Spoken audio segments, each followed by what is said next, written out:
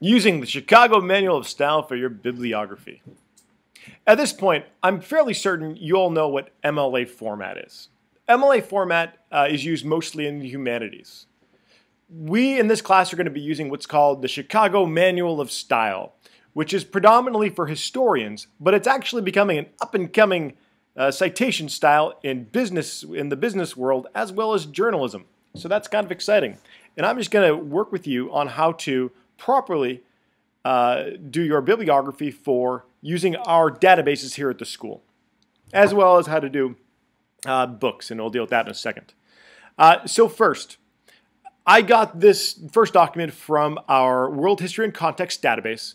It is called, the title of it is The Depression Breadline. It is written by James Blair. Now, James Blair, his name is going to be inverted here. His last name first and his first name last. He might go by Jim, but here he's Blair, James, period.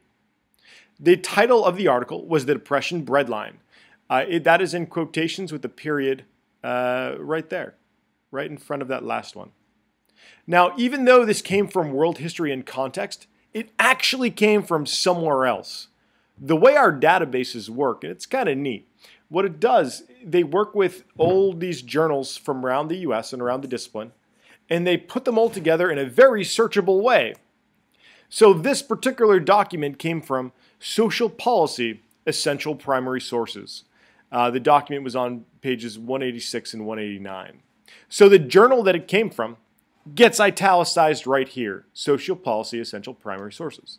Now, since it was a part of a larger volume, there are page numbers associated with it. You do need to put these page numbers at the end of the colon.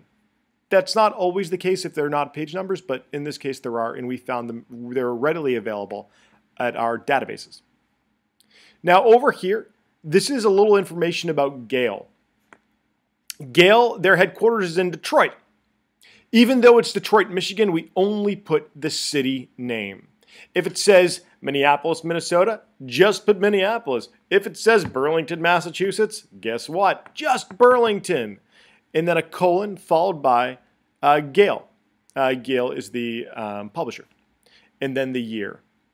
Now, what I did here, I did put the URL, except when I did the URL earlier, it was very, very large. Look at it. And it looked really annoying in my citation.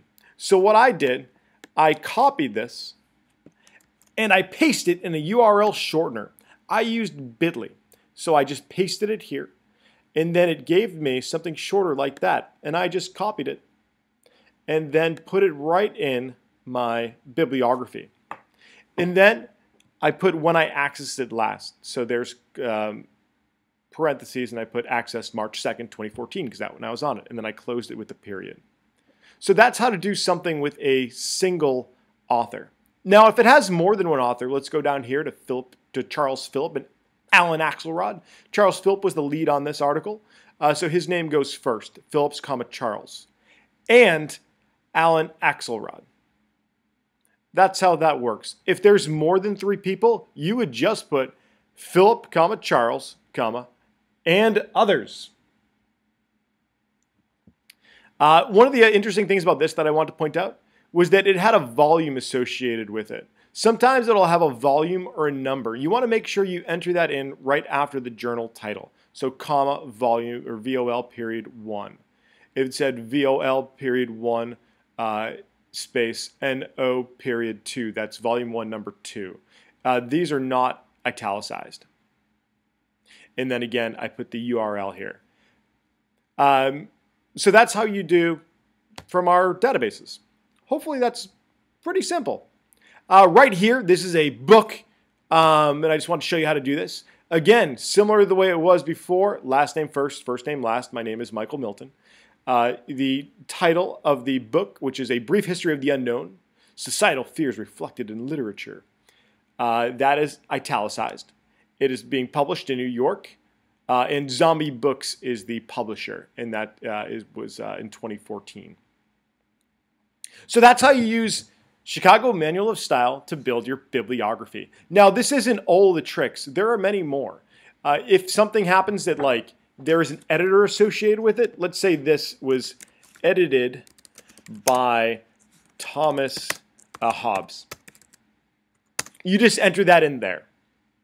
There's, of course, going to be lots of different variations, and if you do come across those, please ask or seek out the information. That'd be great.